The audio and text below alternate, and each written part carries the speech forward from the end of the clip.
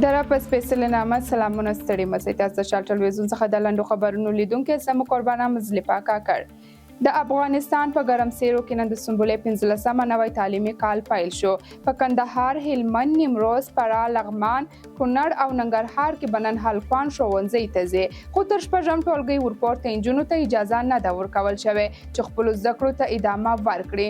دویم ځل د طالبانو د 2021م کال په اګست کې کابل ونیوی او واک ته ورسېدل. تر شپږم ټولګي ورپورته د نجونو ښوونځي بند کړي. بیا نږدې یو کال وروسته د پوهنتون دروازې د دوی پر مخ وتړلې. د ملګرو ملتونو د یونسکو ادارې په وینا سږکال 1,400,000 افغان نجونې له شپږم ټولګي ورپورته له زده کړو پاتې شوي دي. افغانان د نجونو د مکتبونو د بندولو لړۍ دوام د هیواد لپاره تر ټولو لوی ناورین بولي. د اسرایل لومړی وزیر بنیامین نتنیاهو وایي ایران له کلونو راهیسې حماس ته وسلې ورکوي او مالي ملاتړ یې کوي. حماس ته استول شوي وسلې د فلادلفیا له محور څخه تیرې شوي دي. ایران پلان لري چې د غزې په ټران کې د جنگ په مرکز بدل کړي. موږ به د فلادلفیا محور پرې نږدو. السیسی په انقره کې له اردوغان سره په ګډه خبري غونډه کې وویل مصر له ترکیې سره د اړیکو او همکارۍ د پراخولو لپاره صادقانه هیلې لري. موږ هڅه کوو چې نوی پړاو پیل کړو او له ترکیې سره په اړیکو کې په ټولو برخو کې کیفیتي بدلون رامنځته کړو. اوسنۍ ننګونې چې سیمې ورسره مخ دي له ترکیې سره همغږۍ ته اړتیا لري. السیسی په انقره کې موږ په فلسطین کې د جګړې سمدستي پای ته رسول غواړو. د یو خپلواک فلسطیني دولت جوړول په سیمه کې د سولې د ټینګښت لاره ده. موږ په سیمه کې د ثبات ترلاسه کولو لپاره د ترکیه او سوریې ترمنځ د همغږۍ د هڅو هرکلی کوو. ما په سومالیا کې د ثبات رامنځته کولو په اړه له اردوغان سره موافقه وکړه. د روسیې ولسمشر ولادیمیر پوتین د امریکا د ولسمشرۍ په انتخاباتو کې د ډیموکرات ګوند له کاندید کاملا هاریس څخه خپل ملاتړ اعلان کړ.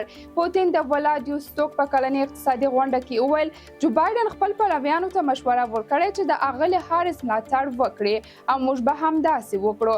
د فرانسې خبري اژانس راپور له مخې پوتین ویلي چې ټرمپ په سپینه ماڼۍ کې د خپل وخت پر مهال پر روسیې ډېر بندیزونه ولګول. پوتین دغه څرګندونې یوه ورځ وروسته له هغې وکړې چې د واشنگټن مسکو د امریکا په انتخاباتو کې د روسیې په لاس وهنې تورن کړ.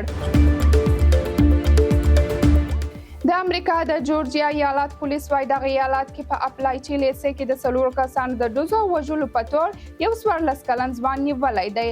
دغه ډوزو په ترڅ کې 2 زده کوونکي او 2 ښوونکي ووژل شول. پولیسو تایید کړه چې دوی د کولاټ کړي په نوم یو 14 کلن هلک نیولی دی چې په همدې ښوونځي کې زده کوونکی و. د چارواکو په وینا په ښوونځي کې دننه 2 افسران وکولی شوی چې کولاټ کړي ودروي او ونیسي او هغه باید د بالغ په توګه محاکمه شي. د متحده ایالاتونو ولسمشر جو بایدن د چهارشنبه په ورځ په یوه بیان کې وویل چې هغه د هغو کسانو په مړینه خواشیني کوي چې د دې ډول تاوتریخوالي له امله ژوند له لاسه ورکړ. د آلمان د بهرنیو چارو وزیر منځني ختیځ ته سفر کوي. انالینا بیربوک به سعودي عربستان، اردن، اسرائیل او په لویدیځ غاړه کې فلسطیني سیمو ته سفر وکړي.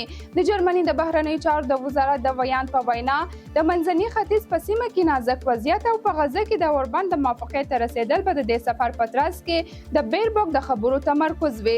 دا اسرائیل ته د آلمان د بهرنیو چارو د وزیر نه هم سفر دی او منځني ختیځ ته د میرمن بیربوک 11م سفر دی.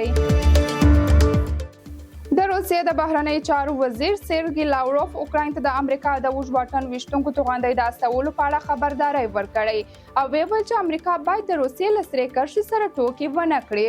لاوروف زیاته کړه چې له سړې جګړې راهیسې چې د مسکو او واشنگټن ترمنځ امنیتي توازن بدل شوی دی، امریکایان لا د مخه له حد څخه تیر شوي او هغه حدود چې دوی ځان لپاره ټاکلی دی او اوسنی فشار ممکن زلنسکي پر امریکا فشار راوړي چې له وضعیت څخه ناوړې ګټه پورته کړي.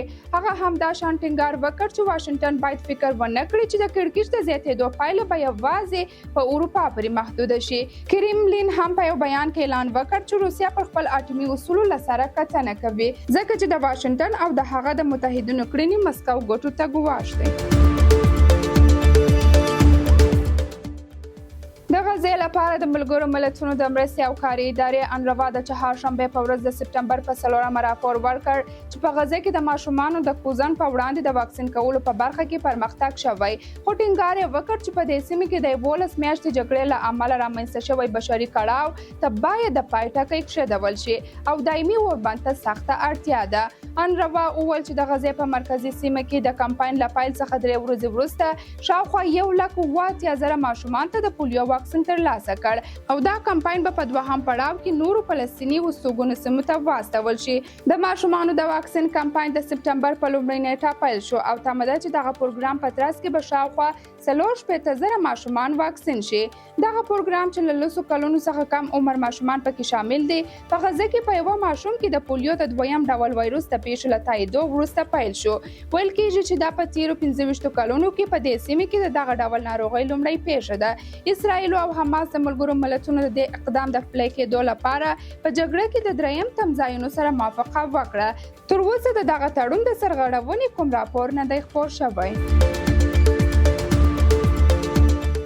د فلسطین د روغتیا وزارت اعلان وکړ چې په لویدیځ غاړه کې د توباس په ښار کې د اسرائیلو هوایي ځواکونو لخوا د موټر په بمبارۍ کې لږ تر لږه 6 فلسطینیان ووژل شول او 3 نور ټپیان شوي دي.